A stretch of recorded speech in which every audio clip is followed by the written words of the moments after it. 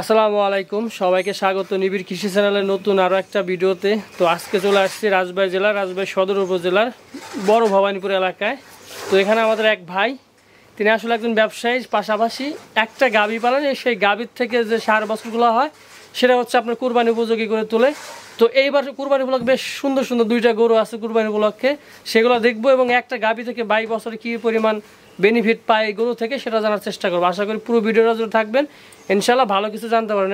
ভাই কিন্তু মাত্র 2 ঘন্টা শ্রম দেয় এই গরুর পিছনে, এবং 2 ঘন্টা শ্রম থেকে কিন্তু পুরান একটা ভালো একটা অবস্থান আছে গরু নিয়ে, সেটা আজকে জানবো কীভাবে এটা সম্ভব করে। তো কথা না পারে ভাইয়ের সাথে পরিচয় হয় এবং বিস্তারিত জানি। আসসালামু আলাইকুম। ওয়ালাইকুম আসসালাম। কেমন আছেন ভাই? এই তো আলহামদুলিল্লাহ ভালো আছি। তো অনেকদিন আসবো ভাবতেছি, আজকে চলে আসলাম আপনার গরুগুলো দেখার জন্য। তো বেশ ভালো লাগতেছে আসলে, দুই পাশে দুইটা সার তো না? হ্যাঁ, দুইটাই সার। আচ্ছা, তো দর্শকদের উদ্দেশ্যে প্রথমে আপনার পরিচয়টা দেন একটু। আমি মোহাম্মদ শামীম শেখ, আমি একজন ব্যবসায়ী, পাশাপাশি গরু পালা পছন্দ করি এবং এটা আমার মানে রক্তের সাথে আছে, এই কারণে আমি মানে গরু পালি। কত বছর ধরে আছেন এই গরুর সাথে? আমি আছি প্রায় 5 বছর গরু পালতেছেন? জি, 5 বছর যাবো। আচ্ছা, দুই পাশে দুইটা সার, এই পাশে একটা গাভী দেখতেছি। আপনি মূলত কি সার পালেন নাকি গাভী পালেন?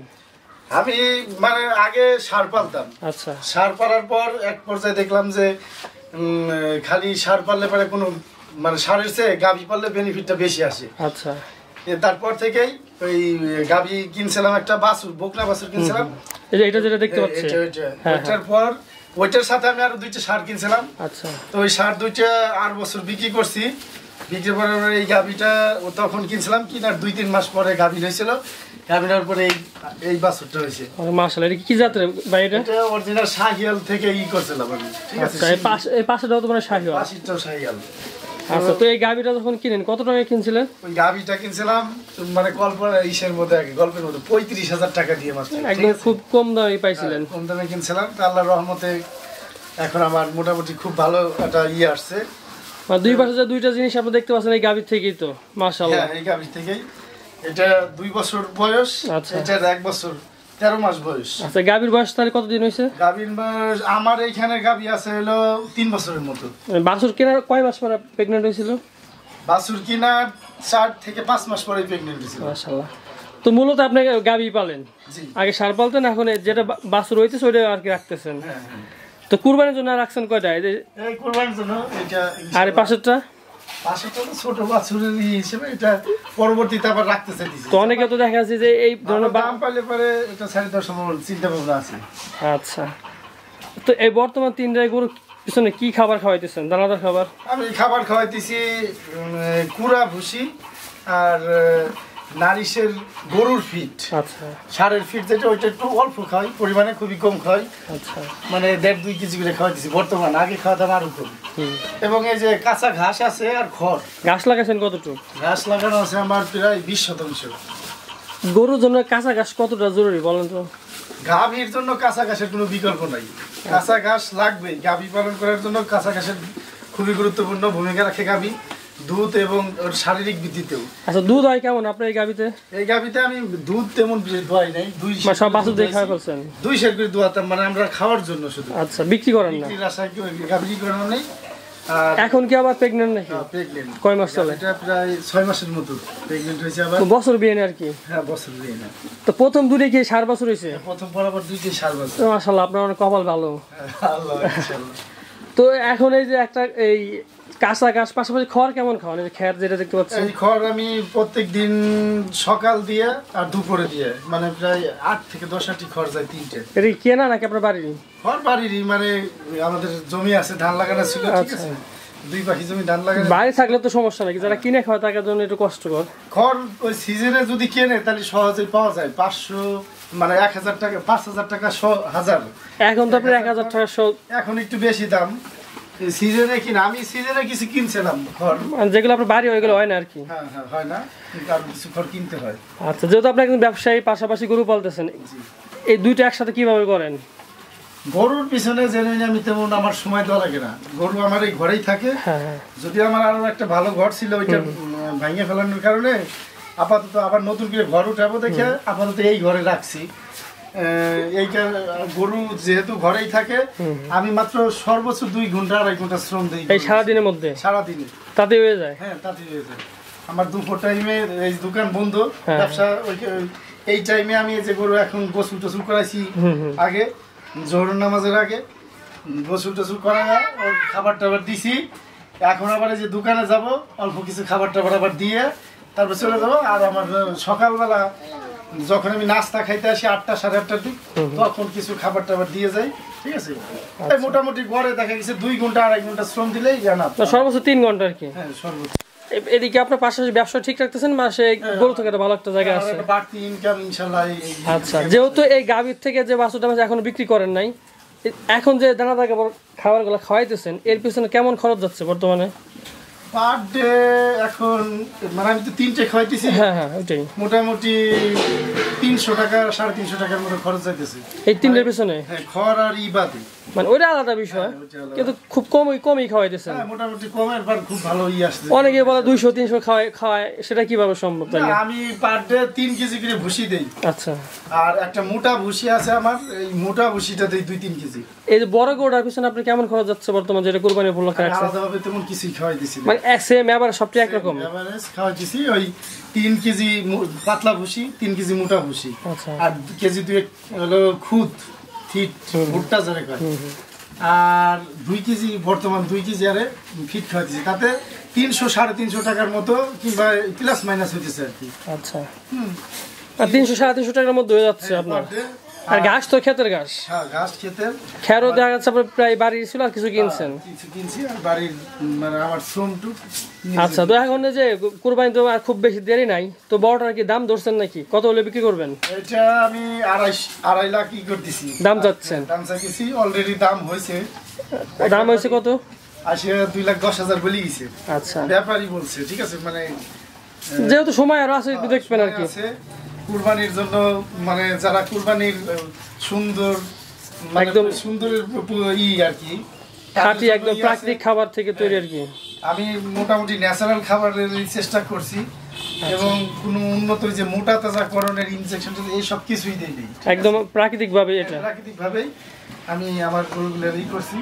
আচ্ছা, এটা দাম 250 চাইলেন, এখানে কি দামাদামি করা যাবে? হ্যাঁ, দামাদামি করার সুযোগ তো অবশ্যই থাকে। আচ্ছা, দর্শক দেখতেই পাচ্ছেন, যদি একদম পিওর, কিন্তু ভাই কিন্তু এইভাবে কোনো অতিরিক্ত কিছু করে না। যদি কারো পছন্দ হয়, ভাইয়ের নাম্বার দেওয়া থাকবে, আপনারা যোগাযোগ করতে পারেন, কথা বলার সুযোগ আছে। আচ্ছা ভাই, তো এখন এই যে গাভী পালতেছেন, ষাঁড় পালতেছেন, এটা নিয়ে আপনার ভবিষ্যৎ চিন্তাও নাকি? যেহেতু ব্যবসাও করেন, আবার গরু পালতেছেন। আমার ভবিষ্যৎ চিন্তা, আমি আরো বড় একটা গরুর খামার দেবো। ঠিক আছে, আচ্ছা, সেখানে কি ষাঁড় গরু থাকবে নাকি গাভী গরু থাকবে? গাভী দুটোই থাকবে, প্রয়োজনে মানে আলাদা করে করব। হ্যাঁ হ্যাঁ, শেড 2টা করবেন আর কি। হ্যাঁ, 2টা শেড থাকবে। এটা আমার মানে অনেক ছোটবেলা থেকে আমার স্বপ্ন, যে খামার দিবেন আর কি। খামার দেবো, গরু, ষাঁড় এবং গাভীর খামার। আচ্ছা, আল্লাহ যদি বাঁচায় রাখে তৌফিক দেয়, তাহলে অবশ্যই আমি এই জিনিসটি করবো ইনশাআল্লাহ। আল্লাহ আপনার মনে আশা পূরণ করুক। আচ্ছা, এখন এই যে আপনি যেহেতু ব্যবসায় পাশাপাশি গরু পালছেন, আমাদের যুব সমাজে বর্তমানে নেশা হচ্ছে আপনার চাকরি আর বিদেশ। আমার মানে জ্ঞানে যা বলে, আচ্ছা, চাকরির আশা বাদ দিয়ে যদি আমাদের গার্জিয়ানরা এই অল্প কিছু মূলধন দিতে চায় না, যে আগেই ভাবে যে এরা সাকসেস হইতে পারবে না, তবে চাকরির আশা সম্পূর্ণ বাদ দিয়ে লেখাপড়ার পাশাপাশি অন্তত ইন্টারমিডিয়েটের আগে থেকেই এইগুলো শুরু করা উচিত। ইন্টারমিডিয়েট পড়া অবস্থায় ভালো যদি একটাই পাইলে পারে, ওরা ইনশাল্লাহ নিজেরাই এস্টাবলিশ হইতে পারবে।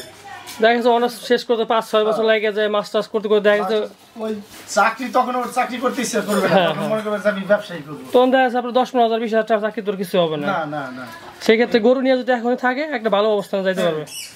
আল্লাহর রহমতে যে আমার বাড়তি ইনকাম এবার মোটামুটি যদি দুইটা আমি করি 3 লাখের উপরে যাবে, তাতে আমার 1.5 লক্ষ টাকার উপরে থাকবে।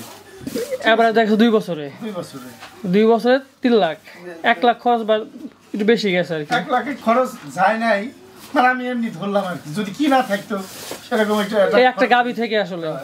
এর আগে যে ষাঁড় 2টা বিক্রি করছেন, ওইখান থেকে কেমন আসলে আপনার মুনাফা? এর আগে আমি যে ষাঁড় 2টি কিনছিলাম, আমি কিনছিলাম 1,20,000 ছোট গরু কিনছিলাম, আমি বিক্রি করছিলাম 2,50,000। খরচ করছিলেন কেমন? আমার কিনা দিয়া আর দিয়া 1,60,000-এর মতো খরচ গেছিল।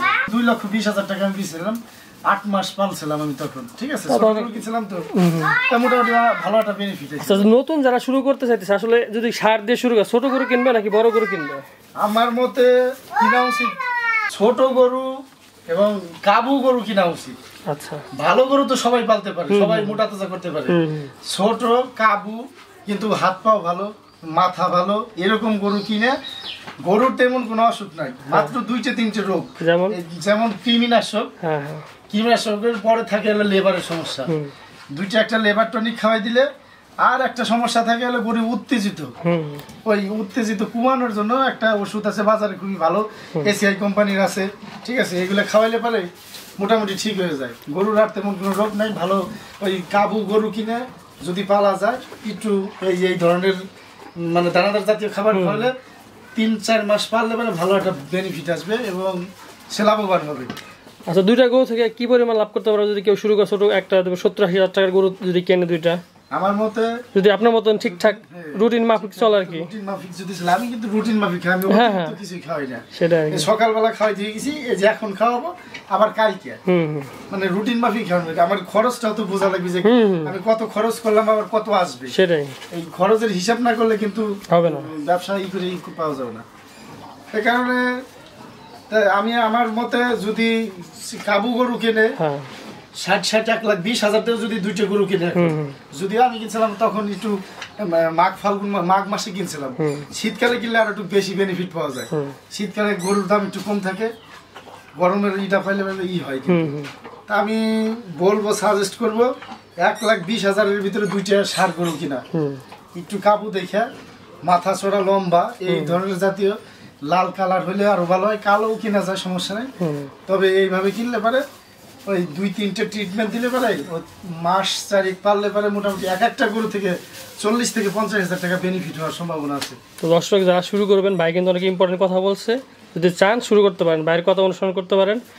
আর যদি গাবি কেউ শুরু করতেছে, আপনি তো বাছুর কিনছিলেন, তো এখন কি করবে আসলে? তারা কি বাছুর কিনে শুরু করবে নাকি দোয়াল গাবি কিনবে? ভালো গাবি যদি কিনতে যায় তাহলে অনেক টাকার দরকার, আমার উচিত বকনা বাছুর কিনা, দেশাল হোক, ফ্রিজিয়ান হোক, মানে ক্রস হোক, যেগুলোই হোক, 2টা একটা বকনা বাছুর সাথে পারলো, ওই বকনা বাছুর থেকে 6 মাস জায়গা দেখা গেল যে 1 বছর ওর ই করা লাগলো, কিন্তু ওইটা একটু ধৈর্য ধরা লাগবে, অপেক্ষা করা লাগবে, অবশ্যই আল্লাহ তাআলা বেনিফিট দিবে। ঠিক আছে, তো বড়টা চাইলেন 250, ছোটটা যদি ভালো দাম পান বললেন বিক্রি করে দিবেন, তাই এটা দাম কেমন চাইতেছেন? ছোটটার দাম 1,20,000 এরকম টার্গেট আমি করতেছি, আমি যদিও রং কোনো ই করি না, হ্যাঁ সেটাই আর কি, মানে আশেপাশে আপনি যেটা টার্গেট তার আশেপাশে দাম চাবেন, মানে চাওয়া দাম তাহলে 1,20,000 ই করতেছি, মোটামুটি কিছুটা কথা বলার সুযোগ আছে, ছোটটা অল্প কিছু লেস, মানে কথা বলার সুযোগ আছে আর কি। ঠিক আছে, তো ঠিক আছে ভাই, আপনাকে অসংখ্য ধন্যবাদ সময় দেওয়ার জন্য।